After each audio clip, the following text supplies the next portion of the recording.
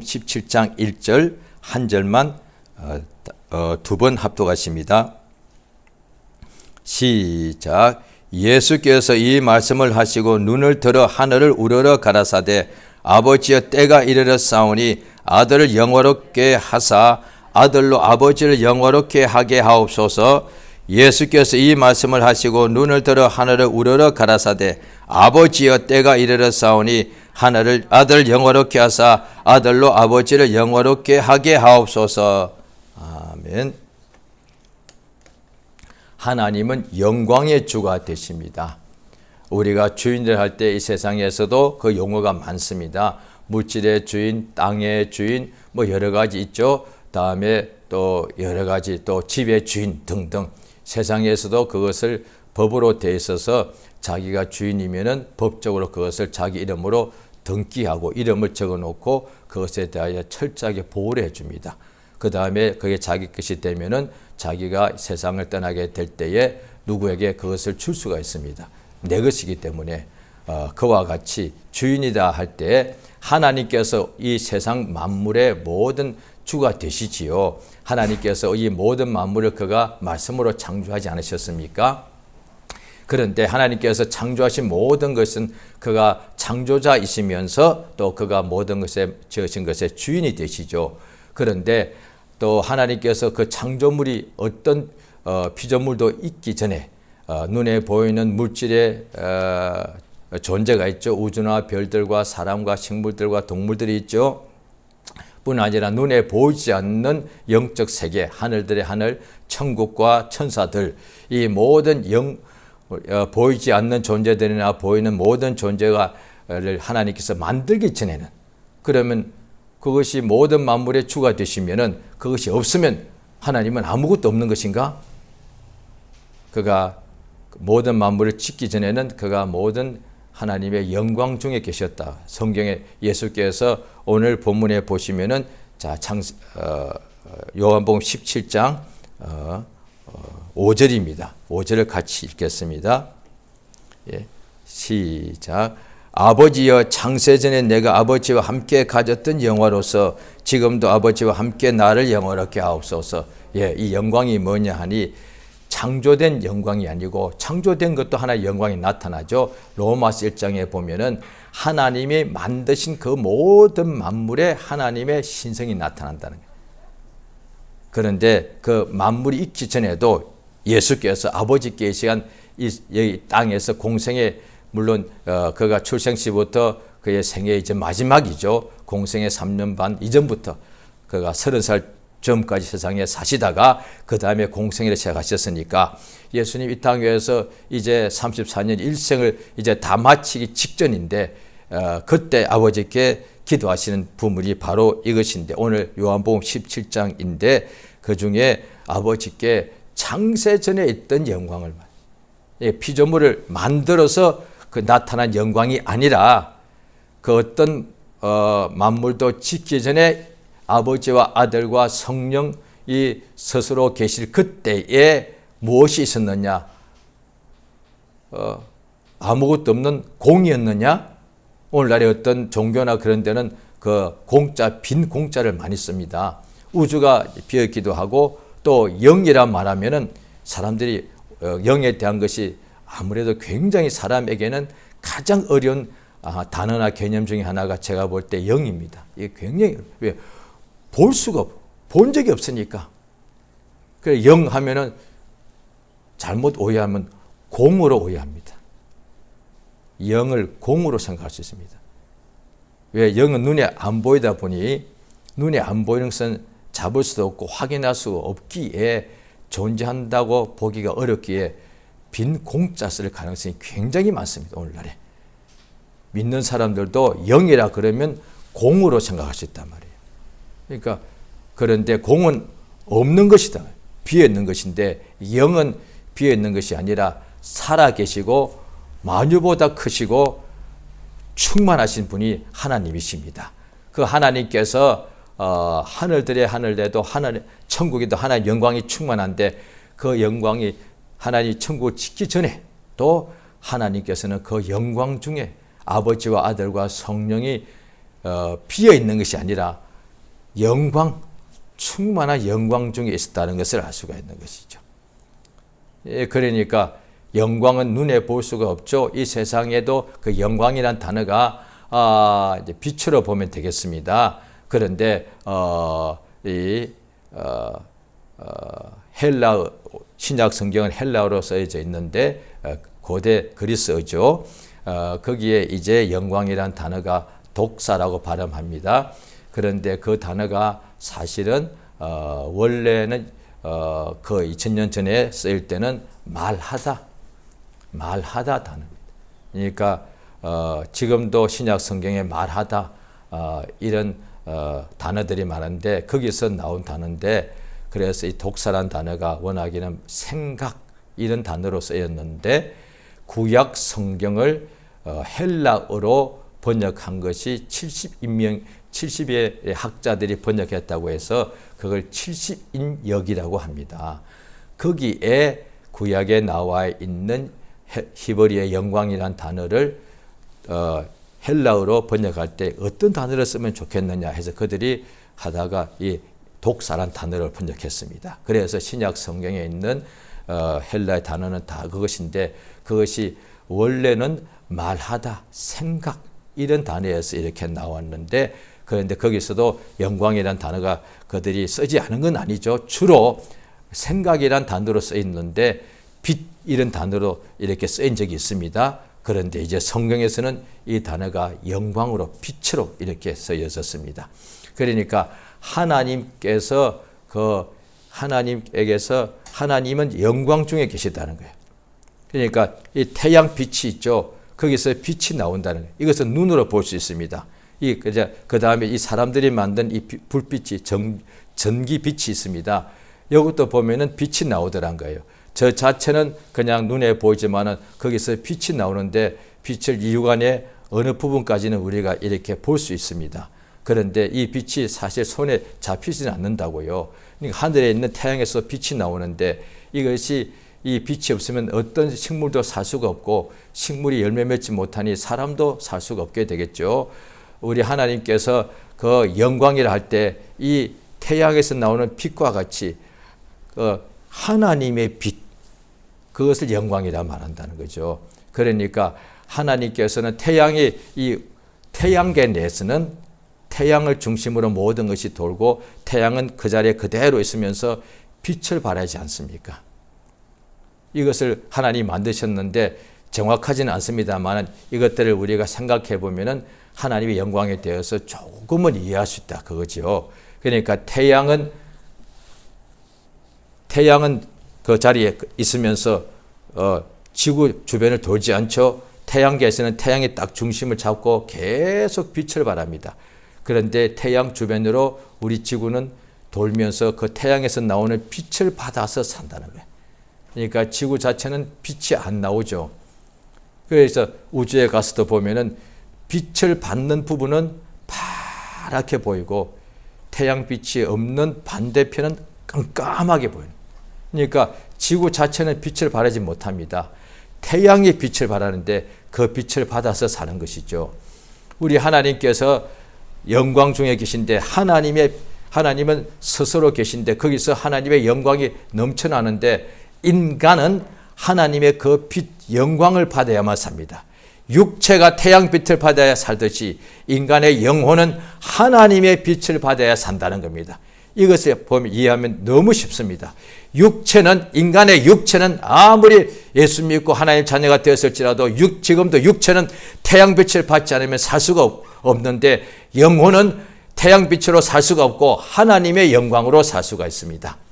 그래서 예수께서 마르다에게 말씀하시기를 내 말이 내가 믿으면 하나님의 영광을 본다는 거예요.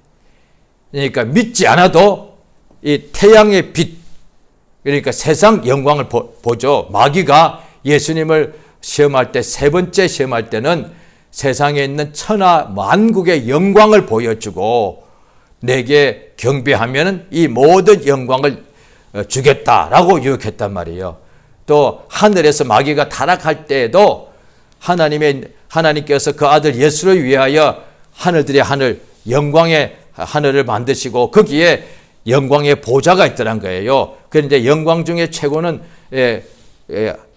보좌다 이 말이에요. 영광의 보좌, 왕의 자리 아니겠습니까? 우리 하나님께서 하늘들의 하늘에 천국에 하나님의 아들 예수를 위하여 영광의 보좌를 만드셨는데 그것을 보고 있던 마귀가 자기도 그 영광의 자리에 자기도 내 보좌를 내가 북극 지폐 위에 내가 좌정하리라. 자기가 이미 천사로서 피조물 중에는 가장 영광스러웠는데 하나님의 영광을 차지하려고 했단 말이에요. 그게 범죄였습니다. 하와를 유혹할 때도 모든 육체의 세상 것을 다스리고 있었는데 아담과 하와가 하나님처럼 되려고 했단 말이에요. 그러니까 또한 이 예수께서 역사하실 때에 예수님 보고 믿는 사람이 굉장히 많았는데 유대인 중에서 율법사 이런 사람들은 예수의 말씀을 그렇게 그들 율법의 선생님들이라 예수의 말씀 들으면 가장 먼저 믿어야 될 사람 같은데 왜 그들이 성경을 잘 알면서도 예수를 믿지 않았는가? 오히려 그들에 비하면 성경을 아는 것이 10분의 1도 안 되는 죄인들이 예수를 거의 다 믿었다는 거예요. 자, 그들이 예수를 믿지 않는 이유가 있습니다. 요한복음 5장을 보시겠습니다. 요한복음 5장 44절입니다. 요한복음 5장 44절.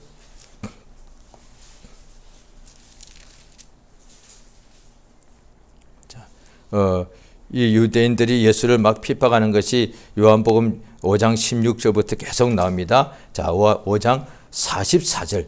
자, 같이 읽겠습니다. 시작. 너희가 서로 영광을 취하고 유일하신 하나님께로부터 오는 영광은 구하지 아니하니 어찌 나를 믿을 수 있느냐. 자, 이 굉장히 중요합니다. 오늘날에도 지금 예수 믿는 사람들이 많죠. 그런데 처음부터 믿는 사람이 없고 먼저 믿는 사람이 자꾸 복음을 전해주죠. 그런데 우리 집집마다 저희 어릴 때 같은 경우는 저는 형제가 5이니까 우리 같은 경우는 식구들이 보통 부모님까지 합치면 7명에서 10명 정도 됩니다. 그런데 안 믿는 10명도 안 믿다가 이웃 중에 친구 중에 가족 중에 친척 중에 누가 믿어서 복음을 전해주면 처음에는 다 반대하고 막 싫어하고 비난하고 그러죠. 그런데 그 중에 한 사람이 먼저 믿고 그 다음에 또 2사람이 믿고 했는데 그렇게 세월 지나가면은 거의 다 믿을 수 있지만은 가족들이 가장 가까운 가족, 부모님이 믿는데도 자녀가 안 믿을 수 있더라는 거예요. 자녀가 믿는데도 부모가 안 믿을 수도 있고 가장 가까운 식구들이 너무 잘 아니까 그 사람을 말을 신뢰할 수가 있다 이 말이죠. 정말 하나님 계신다. 나도 안 믿고 그렇게 교회를 욕하지 않았느냐. 그런데 나도 말씀을 듣고 보니까 정말 하나님이 계시더라 라고 이렇게 가장 가까운 형제나 자매나 친지들에게 전해주는데 그때에 그런 식으로 복음을 전해서 불과 몇 주, 몇 달 만에 믿는 사람이 많은데 10년, 20년이 지나고 가족 중에 절반이 믿어서 그렇게 은혜 받고 잘 사는데도 예수 안에서 평안한데도 보고서도 절반의 가족들은 안 믿는 경우가 있더라는 거예요. 왜 그러느냐? 그 중에 이유가 한 가지가 나와요. 세상 영광을 구한다는 거예요. 실제로 예수를 그렇게 많은 사람이 믿고 역사를 보는 것을 막 죽었다가 살아난 것 보면서도 왜 안 믿느냐? 세상 미련이요. 실제로 그렇습니다. 저 같은 경우는 믿고 난 후에 은혜를 많이 받고 또 저와 비슷하게 청년 때 믿고 엄청 은혜 받고 그냥 너무 막 죽을 병에서 고침받고 다음에 너무 심령이 뜨거워서 전도도 많이 하고 그래 주를 위하여 살겠습니다. 이런 경우가 그 당시에 굉장히 많았습니다. 더군다나 20대 청년이니까 책임질 가족이 없으니까 주를 위해서 다 모든 것을 바칠 수가 있고 또 그때 예수의 12 제자같이 많은 이들이 아마 청년들이었을 거예요. 결혼하지 않은 사람. 그런데 마침내 주를 위해 살겠다 했을 때 열심히 살다가 이제 저희들은 학생 때 많이 믿었습니다. 학교를 졸업해야 되지 않습니까? 대학을 졸업할 때 이제 직장을 가져야 되겠는 거예요. 그럴 때 멤버들에게 주님이 계속 감동 주십니다. 주를 위하여 일하자. 뭐냐 이제 신학교 가서 이제 목회자가 된다든지 선교사가 된다든지 이렇게 합니다. 그런데 그 마지막 결정을 해야 될 순간에 부르심 받을 때 조금 흔들립니다. 왜? 세상에서 성공하고 싶거든요. 이거요. 세상 영광이에요. 그렇게 대학교 1학년 때부터 은혜 받아가지고 4년 동안 얼마나 열심히 했는데 수련회 가고 뭐 기도할 때 어떤 때는 하루 10시간도 기도하고 뭐 병 낫고 전도한 사람이 수십 명, 수백 명이에요. 그렇게 은혜 많이 받은데도 마지막에 이제 주를 위해서 딱 이제 결정을 해야 될 때가 오잖아요. 그런데 당연히 하는 사람도 있지만은 잠깐 마음에 망설입니다. 내가 이제 이 길로 가면은 다시는 세상에서 내가 하고 싶은 걸 못 하는데. 그러니까 그렇게 믿음이 좋은 사람도 세상 영광을 다 못 버리는 경우가 있더라는 거예요. 그걸 못 버리는 사람은 결국 못 따라갑니다. 믿는 사람 중에서도 예수님을 온전히 믿고 믿음이 요한복음 5장 44절에 나오죠. 하나님의 영광을 구하면 믿음이 계속 성장하게 되어 있습니다. 하나님의 영광을 구하면 믿음이 왜? 믿으면 하나님의 영광을 보는 거니까. 하나님의 영광을 받는 방식은 뭐냐? 세상이 아니라 예수를 믿으면 되는 거니까. 예수 믿는 것은 믿습니다. 이것도 되지만은 예수의 말씀을 더 받고 그 말씀을 믿고 그 말씀대로 사는 것이 믿음이니까. 정말로 하나님의 영광을 구하는 사람은 예수를 믿고 예수를 더 가까이 하고 예수의 말씀을 더 사랑하게 되고 주님을 앞에 더 믿음이 성장하게 되었습니다. 그런데 주님 앞에 믿음의 성장을 원한다 하면서도 안 되는 까닭은 그 외모는 그렇게 열심히 하는데 왜 믿음이 성장치 않을까? 이런 경우가 있단 말이죠. 그런데 속은 하나님이 보신다는. 사실 하나님의 영광을 당연히 구하죠. 믿는 사람이라면. 그런데 또한 세상 영광도 구하는 거예요. 자, 요한복음 12장을 한번 보시기 바랍니다. 요한복음 12장 43절입니다. 요한복음 12장 43절, 42절, 42절 먼저 읽습니다. 시작. 그러나 관원 중에서도 저를 믿는 자가 많되 바리새인들을 인하여 드러나게 말하지 못하니 이는 추례를 당할까 두려워함이라. 12장 43절 다 같이 읽습니다. 시작. 저희는 사람의 영광을 하나님의 영광보다 더 사랑하였더라. 그러니까 사람의 영광도 좋죠. 왜? 사람이 영광 싫어하는 사람이 있겠습니까? 멸시와 천대는 너무 싫어하고 영광은 다 애들도 좋아할 거단 말이에요. 애들도 친구들 중에서도 막 칭찬받고 형제끼리도 심지어 가인과 아벨 보십시오. 제사를 드렸는데 동생 아벨의 제물은 하나님이 받으시고 가인의 형의 제물을 안 받으시니까 속에서 막 시기 질투가 나서 동생을 죽이더란 말이에요.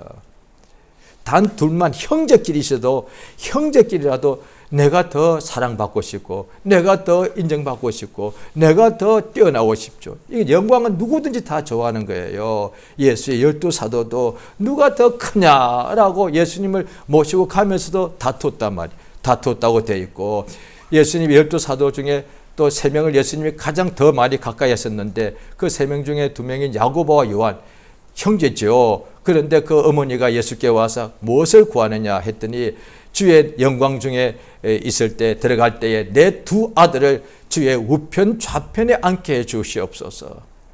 그러니까 예수님 그 다음으로 2번째, 3번째 자리에 우리 2 아들 다 앉게 해달라고. 엄마가 얼마나 욕심, 아들 둘 중에 하나만 구해도 대단한 건데 자기 아들 둘 다가 예수님 바로 그 다음에 앉게 해달라는 거예요. 그렇게 예수 믿는데도 그 영광이 있더란 거예요. 그런데 이렇게 세상의 영광이 이렇게 좋고 마귀가 예수를 유혹할 정도로 세상 영광이 그렇게 좋다는 거예요. 그렇다면 없어질 썩어질 영광도 이렇게 좋다면 하나님의 영광은 얼마나 좋겠느냐는 거예요. 자, 로마서 1장을 한번 보시겠습니다.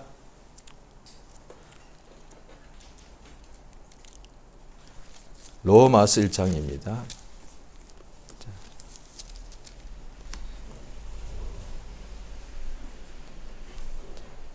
로마서 1장 23절 그 위에부터 20절에 보면 창세로부터 그의 보이지 않는 것들 그의 영원한 능력과 신성이 그 만드신 만물에 분명히 보이 알게 된다고 되어 있습니다. 자, 로마서 1장 23절 하나님의 영광을 보고서도 감사치 않고 21절에 보면은 영화롭게도 아니하고 감사치도 않다는 거예요. 자, 1장 23절 같이 있습니다. 시작.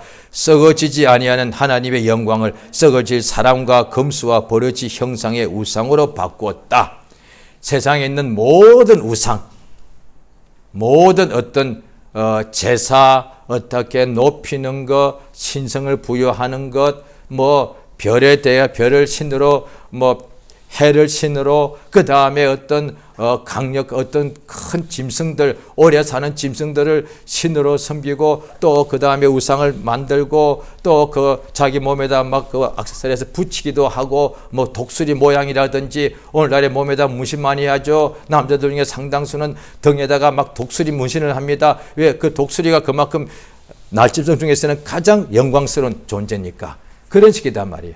그런데 그런 영광이 있다는 것은, 피조물이 있다는 것은 그걸 만드신 조물주가 있다는 얘기인데, 그러니까 조물주의 영광을 분명히 알 수가 있는데 그걸 일부러 잊어버리고 썩어질 금수, 짐승들의 우상의 그 영광으로 바꿔버렸다는 거예요.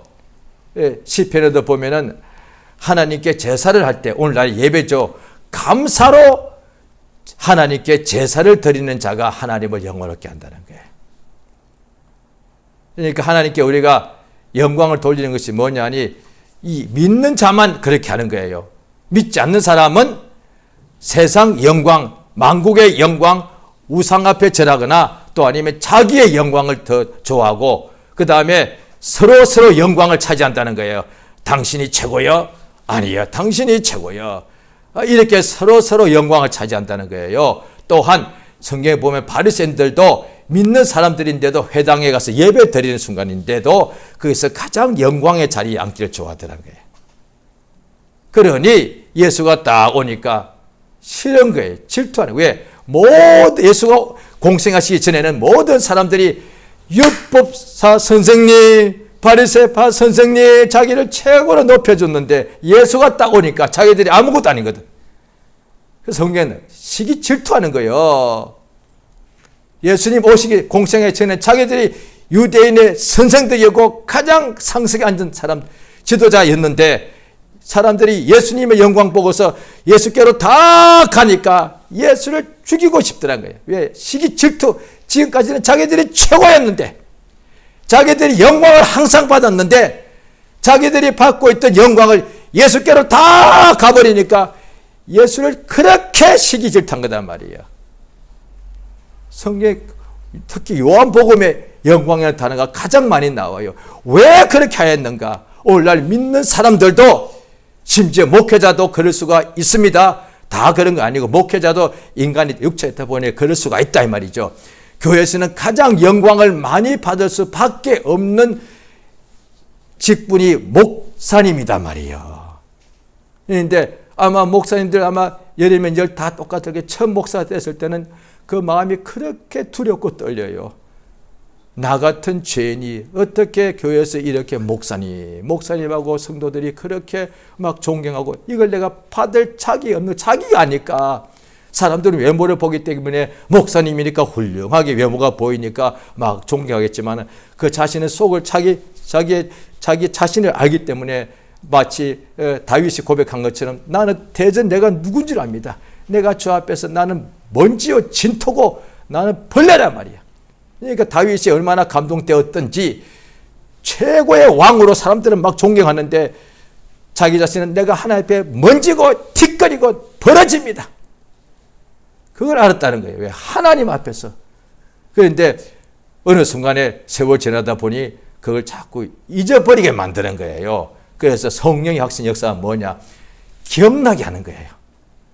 그 찬송가 우리가 계속 부르는 이유 중에 하나가, 이 찬송가 우리 처음 부를 때 뭐 405장이라 합시다. 나 같은 죄인 살리신. 처음 은혜 받을 때 이게 그대로 이 나 같은 그 지은 사람이 다른 사람이란 말이에요. 그런데 이 부를 때는 그 나가 내가 되는 거예요. 맞아, 내가 얼마나 죄인인데 그 은혜 받아서 그 부를 때마다 막 눈물이 막 진짜 터져 나오는 거죠. 그런데 어느 순간에 세월 흘러갈 때 이런 찬송보다는 또 다른 것을 하기 시작. 그러면 나 자신이 죄인이라는 것을 계속 하다 보니 어떤 데는 조금 싫다 이 말이에요. 식상 뭐 이런 게 오겠죠. 맨날 죄인이라고 그러냐? 또 이렇게 생각하셨단 말이에요. 그런 부정적인 생각이 올 수가 있죠. 아니 죄인이 아닌데 죄인들 하면 그 정죄지요.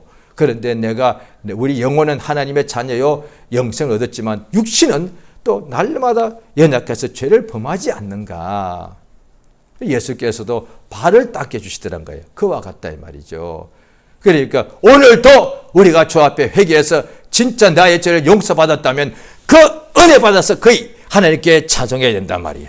그래서 에베소 1장에 보면 은혜의 영광을 찬미하는 것이 우리에게 하나님께서 우리를 살리신 그 목적이라고 나와 있다는 거예요. 하늘에 있는 천사들은 하나님의 그 하늘을 지으신 그 하나님께 그냥 조물주 하나님께 영광을 돌리지만은 우리 인간은 짐승들 아니고 하나님이 지으신 영적 존재는 천사와 사람밖에 없는데 천사는 그 조물주 하나님의 영광을 찬송하는 거지만은 우리 인간은 죄에서 용서받은 이 은혜를 찬미한단 말이에요. 모든 만물을 만드신 것도 하나님의 영광을 보이는데 그런데 특히 우리 인간들은 그 모든 만물을 지으시고 역사하셨는데도 그가 우리 죄인들을 위하여 자기 아들을 대속물로 내어주신 그 은혜 주신 그 영광을 찬미한단 말이에요. 조물주 하나님을 찬송하는 것도 대단한 겁니다. 이거 굉장히 중요한데 오늘날 믿는 사람들이 찬송 이렇게 하죠. 크게 보면은 크게 두 가지 찬송합니다. 주님의 높고 위대하심을 내 영혼이 그가 만드신 만물을 찬송한다. 그 창조주의 영광을 찬미하는 것이죠.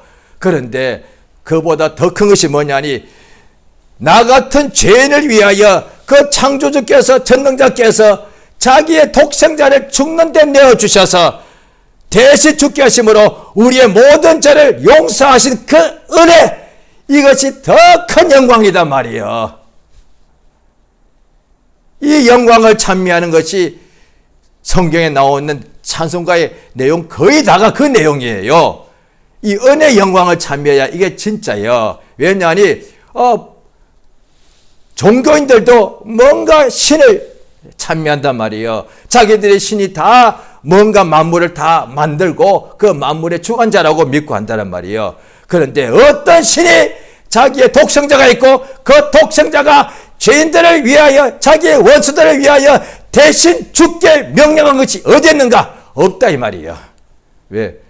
자기들이 대부분의 종교는 인간들이 지어낸 건데 인간들이 아무리 생각해도 자기의 아들을 원수 위해서 죽을 건 없거든. 인간의 머릿속에 그게 안 나오거든. 훌륭한 사람 높여주고 뛰어난 사람 그냥 빛보다 더 빠른 것 이런 것을 만들어낼 수 있어도 원수를 위하여 자기의 하나밖에 없는 아들을 대신 죽게 하고 원수를 용서하는 것 인간에게는 없거든. 그러니까 지어내도 그게 안 나오는 거예요. 그게. 그런데 예수가 오고 난 후에는 흉내 낸 것은 있겠죠. 반드시. 그럴듯하게. 이단들이 흉내 내는 거예요. 흉내. 비슷하게. 왜? 이미 예수가 역사가 있으니까 그거 보고서 흉내 낼 수가 있지 않습니까? 그런데 우리 하나님의 진짜 영광은 뭐냐니 영원 전부터 있던 영광, 그 다음에 만물을 만드신 영광, 그 다음에 그 영원 전부터 있던 그 아들을 세상에 보내셔서 우리에게 은혜 베푸신 그 영광. 그 예수가 이제 그 일을 하시기 직전에 오늘 본문에 나옵니다. 아버지여, 창세전에 있던 그 영화로서 이 아들을, 아버지니까 아버지는 하시는 일이 뭐냐? 아들을 영광스럽게 하는 거예요. 그러면 아버지 나 높여주시오 이런 뜻과 비슷한데 그럼 왜? 오늘 본문 우리 한번 읽으시겠습니다. 자, 한번 읽습니다. 요한복음 17장 1절이지요. 중간 부분 예수가 말씀하신 그 부분부터 읽겠습니다. 자, 기도하신 그 부분. 자, 아버지부터 읽습니다. 시작. 아버지여 때가 이르렀사오니 아들 영어롭게 하사 아들로 아버지를 영어롭게 하게 하옵소서. 하나님께 아버지께 영광을 내가 돌리고 싶단 말이에요. 그런데 말로서도 할 수 있습니다. 오늘날 우리가 하나님 영광 받아 주시옵소서. 자, 그것도 맞습니다. 우리 찬송하는 거니까 오늘 본문대로 하면 자, 무슨 뜻인가 하면요. 우리가 지금 아버지 영광을 받아옵소서 이것도 영광 돌린 게 맞습니다. 그 다음에 아버지여 나를 고쳐주시옵소서 이게 아마 더 큰 영광을 돌릴 거예요. 지금 내가 어떤 큰 어려움과 몸에 큰 병이 있는데 주여 나를 깨끗하게 치료하여 주시옵소서. 그래서 복음서에 보면은 예수님 이적을 행할 때마다 사람들이 막 하나님께 영광을 돌리더라 이렇게 나와 있단 말이에요. 그러니까 내가 먼저 하나님 영광 받옵소서 이것도 맞고, 그 다음에 주여 내 병을 고쳐 주옵소서 깨끗하게 고침 받았습니다. 이야 영광 받옵소서 이것도 맞아. 그런데 예수가 하신 오늘 본문은 그게 아니단 말이에요. 말로서 영광 돌리는 것도 아니고 피조물 썩어질 육체가 병에 걸렸는데 나아서 영광 돌리는 정도가 아니라, 이 피조된 것이 아니라 영원전부터 하나님만이 가지고 있던 그 영광을 내게 부어주사 이 영광으로 영광을 돌리게, 이거야말로 진짜 이 영광을 하나님이 받으실 분이다 이 말이에요. 그게 하나님이 내 병을 안 고쳐주면 그가 영광이 없는 분이십니까? 그게 아니다 이 말이에요. 워낙 하나님은 내 병을 치료해 준 정도로 영광을 받으시는 분이 아니라 그 영광보다 더 큰 워낙에 하나님이 가지고 있던 그 영광, 그 영광으로 하나님께 영광을 돌려야 맞다 이 말이죠. 다시 말하면 비유가 좀 쉽지는 않습니다만, 우리는 지금 사람이고 우리 눈앞에 저 개미가 있다 합시다. 벌레가 있습니다. 그런데 벌레하고 우리가 대화가 가능하다 합시다. 벌레가 개미가 볼 때는 우리가 아마 신과 같을 수 있을 거다 말이죠. 그러니까 개미가 이렇게 하는 거예요. 사람이여 영광을 받으십시오. 이것도 맞고, 그 다음에 개미가 내가 그 개미를 이렇게 도와주는 거예요. 그래서 개미가 사람이여 나의 주여 영광을 받으시오. 이것도 맞단 말이에요. 그런데 내가 개미의 몸 다리 하나가 부러지는데 고쳐주는 그 개미가 낫게 된 영광, 또 개미가 말로서 사람이여 주여 영광 받으십시오. 이 영광도 있지만은 개미 수억 마리보다 더 큰 영광이 내가 사람 자체의 영광이단 말이에요. 이해가 되십니까? 개미가 100마리 있어도 거의 100 개미의 영광이잖아요. 그것이 이 사람의 영광에 비하겠습니까? 말이 안 되는 거지. 개미 입장에서는 우리 100명이 높이니까 저 사람인 주인께서 영광을 받, 그렇게 생각할 수 있죠. 그런데 사람 입장에서 보면은 개미 10,000마리 모여서 지들이 영광을 돌려도 없어도 돼. 나는 워낙 사람의 영광이 있는 거니까. 하나님의 영광이 그와 같단 말이야. 우리가 하나님께 영광을 돌립니다 하니까 하나님께서 오냐? 이게 아니다 이 말이에요. 워낙 하나님은 그 영광 중에 계신 거예요. 그 하나님의 영광을 보는 것이 믿음이다 말이에요. 주여 나를 높여주시면 영광을 돌릴게요. 이것도 맞아요. 그런데 많은 사람들이 이런 경우는 아니야. 하나님의 영광을 내게 나타내 주시옵소서. 왜?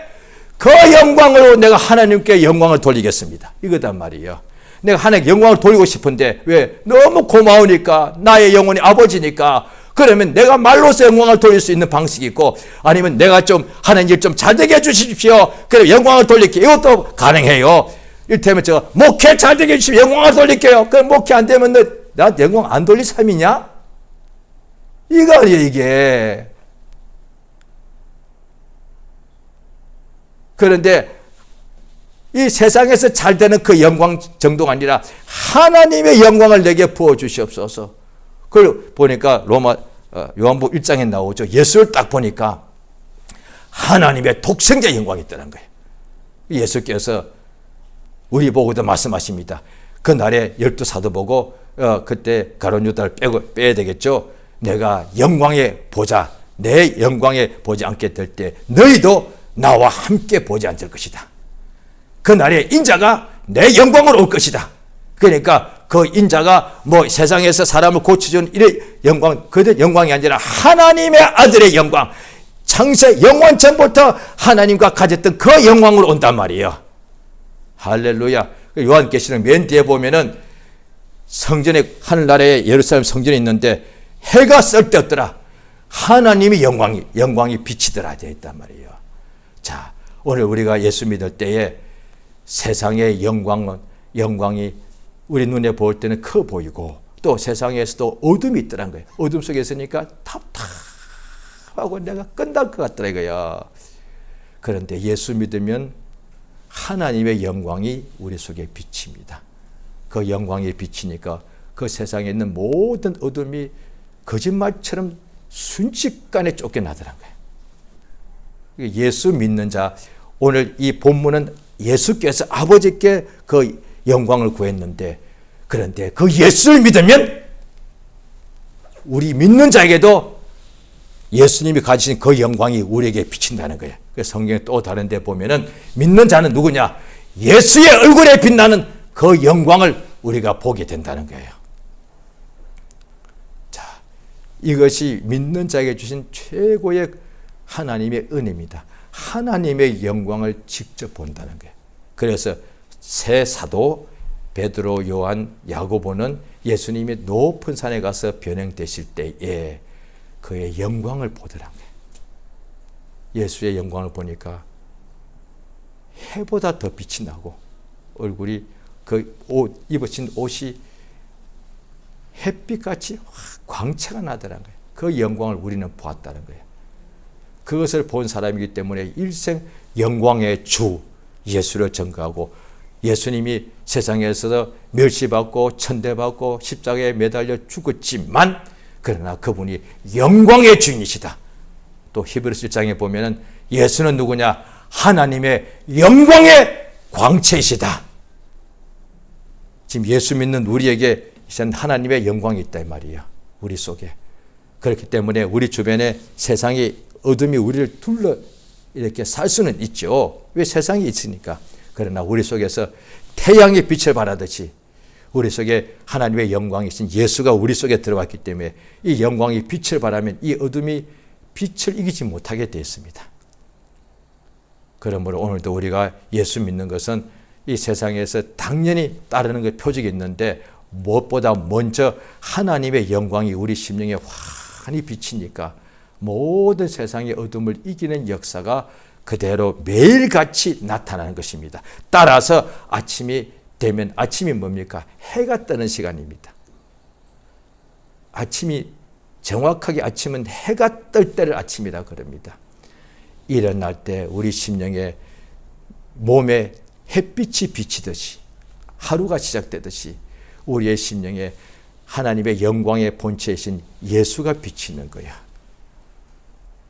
이것을 항상 예수께서 새벽 미명에 먼저 하셨다 이 말이에요. 우리가 아침에 일어나서 아침에 보니까 환히 햇빛이 비치듯이 하나님의 영광이 우리 심령에 비친다 이 말이에요. 그것을 감동이라 그러고 성령께서 그렇게 예수를 부르게 해주십니다. 할렐루야.